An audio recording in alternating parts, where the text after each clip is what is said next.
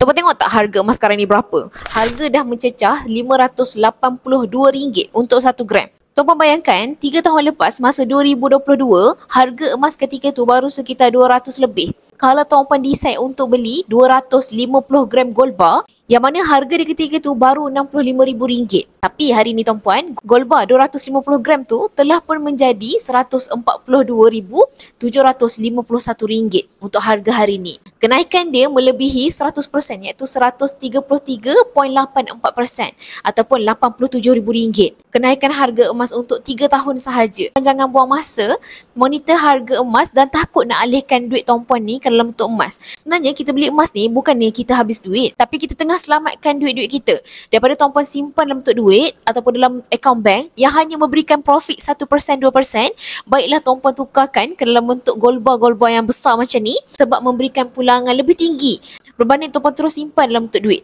Okey.